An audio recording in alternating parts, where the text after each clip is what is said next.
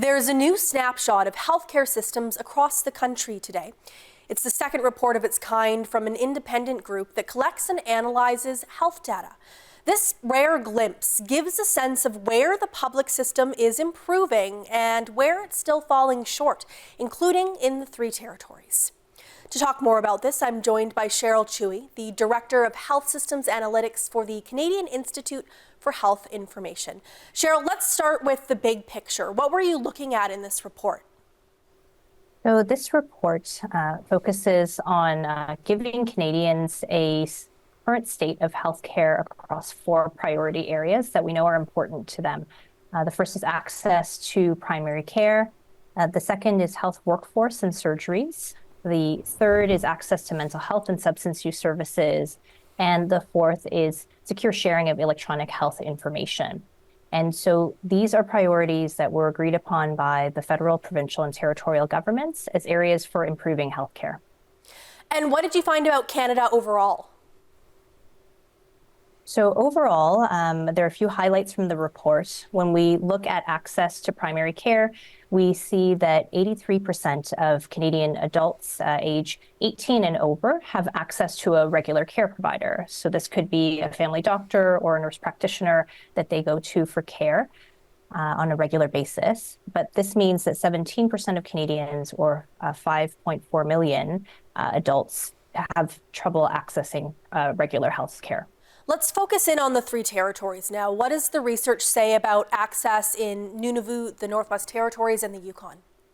So we know that the context of the territories needs to be taken into account. What this measures, this indicator measures, is access to a regular care provider and through a national survey.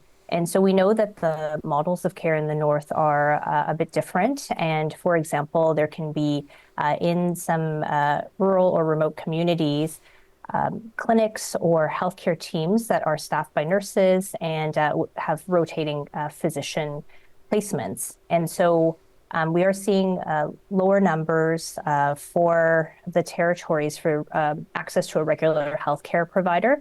But one thing that I do want to mention is that this is the first time we are reporting on these numbers, and we are continuing to measure and report on these into the future, as well as developing new indicators to help round out the picture around access to primary care. So we will be looking at Canadians' access to primary care health teams as well, which should give us some more information about what access looks like. And do you happen to have the numbers that are available for the three territories in terms of people who said that they had access to care? Yes, so in Yukon, it's 78%, Northwest Territories, it's 59%, and Nunavut, it's 42% of Canadian adults who said they have access to a regular care provider. Okay. 78% in the Yukon seems fairly high, lower than the national average. Some of those numbers, I think, might seem high, despite how much lower they are than the national average to some of our viewers in the North. If people are feeling that way, why do you think there might be a disconnect between the numbers and what people are experiencing? Yeah, so these numbers are gathered through a national survey, and you're right, it may not speak to the experience of every Canadian across the country. We are also looking at other measures in this report, such as the number of family physicians, nurse practitioners, and nurses, and looking at the number entering and leaving the profession to get a sense of do we have the healthcare workers that we need to give Canadians the care that they're looking for, and because we know that strengthening the health workforce is really important as an underpinning for the other priority areas that we look at in this report. That's actually something that's talked about a lot in the North, as well as I'm sure in the South, which is a lack of healthcare workers. It's something the territorial officials will often say as a response to why there aren't more practitioners in the North. So does your data support the claim that there are just shortages of healthcare staff? Well, we are seeing that the supply of healthcare staff available in the territories suggests that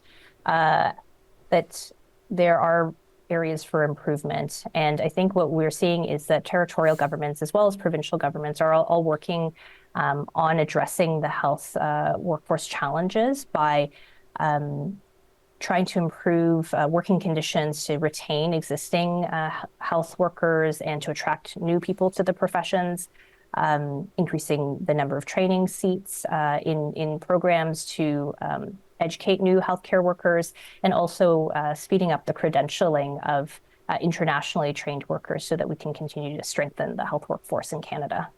One of the priority areas that you mentioned specifically was access to electronic health information, something we don't have specifically in the Northwest Territories, something that's been talked about before. So why is electronic access to health information such a challenge in Canada? Yeah, so I think we are seeing that is a challenge across the country, not just for any one province or territory. It's a combination of factors where investments are being made to get the right tools and the right systems in place. And this is important not just for patients so that they can access their own health information in a secure way online, but also for providers so that they can share patient information with each other and ensure that patients are getting the best and the right treatments. And so this is an area that, again, is recognized as an important priority by federal, provincial, and territorial governments, and investments are being made to help improve in this area. Okay, thank you so much for your time today, Cheryl. I really appreciate it. Okay, thank you.